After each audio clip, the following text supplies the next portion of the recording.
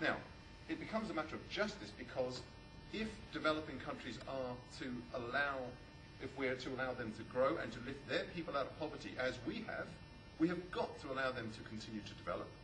But at the same time, many of those developing countries will not be able to burn coal, burn oil the way we have without helping tip the whole planet over the edge. So they've got to be able to grow and lift their people out of poverty in a green way, in a low carbon way.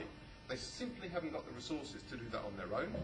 We have caused this problem in the rich countries largely. We have to both help them to deal with the consequences and to go green for all of our sakes.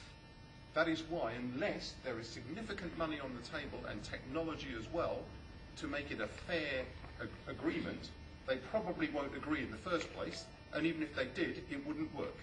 Okay, so that is why justice becomes so critical in this negotiation. Now, I've been involved in at least 5 of these forthcoming COPs, as they're called. Conference of the Parties is the formal title to the conference taking place in Copenhagen. I've been involved in a number of these, and it's absolutely tangible, the distrust between rich countries and poor, because over and over and over again, the rich countries have promised to do, for example, to cut their emissions, promised to make finance available, and not done so.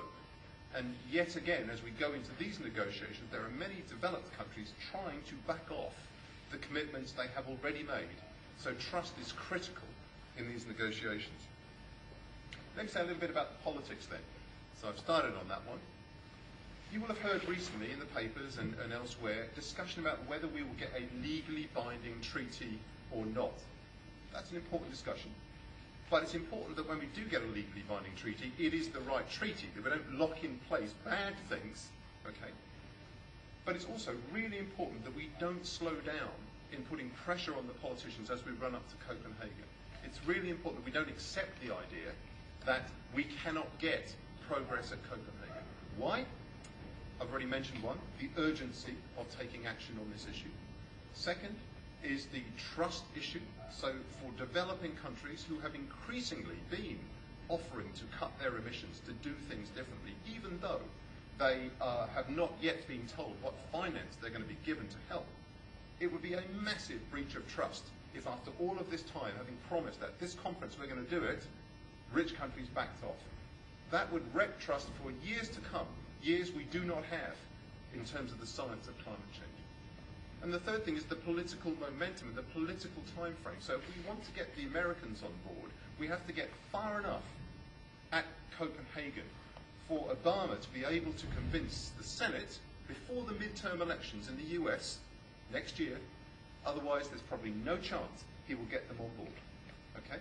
Now, there's all sorts of politics around that as well, but realistically, if you want the Americans on board eventually, you've got to get a very long way at Copenhagen so that within the next 6 months after that, there could be legislation in the US that binds them in to this agreement or something similar. So really, we are absolutely up against it, and it would be a disaster politically to take off the pressure now as we lead up to Copenhagen. I was very pleased this morning to be in a meeting with, among others, Prince Charles and Ed Miliband. Goes with the job. It's not that I was so personally important I was invited, but as Executive Director of Friends of the Earth, that's the kind of thing I end up doing on occasions. And it was very, very good to hear Ed Miliband recommitting to trying to get as far as possible in this conference, so that even if we cannot get a legally binding deal by the 16th of December, within a very short time frame, we have got one. So the British government, although we have differences of opinion with them on some things, is saying, keep the pressure up. We need it because they're also trying to persuade others within the EU not to back off. Okay? So really important we keep up the political pressure. So what can we do? I would say just 3 things. I mean, there are many more, but 3 things I would recommend to you tonight. And please, please, please add to your long-standing commitment to justice and the planet by doing these things. First of all, please sign up to this petition. It's the Friends of the Earth International petition demanding justice at Copenhagen. You can do it electronically, but there are physical copies at the back, so that's one thing. The second thing is, if you can at all do it, consider going to the WAVE event. It's a Stop Climate Chaos Coalition event in London on December the 5th, and Friends of the Earth and many others are involved in this. to put pressure on our government on the eve of them going to Copenhagen. And here's a funny little quirk about this. The police have very kindly suggested that we start the demonstration in Grosvenor Square. We don't think they realise that that's right opposite the US Embassy. And when I heard this said to an official from the American Embassy, you literally saw his jaw hit the floor. Well, not quite literally, but it was absolutely astounded that the British police would have suggested this. But they have. Sit down outside. Wonderful. I will sit down outside. We can do all sorts of things in a family-friendly way.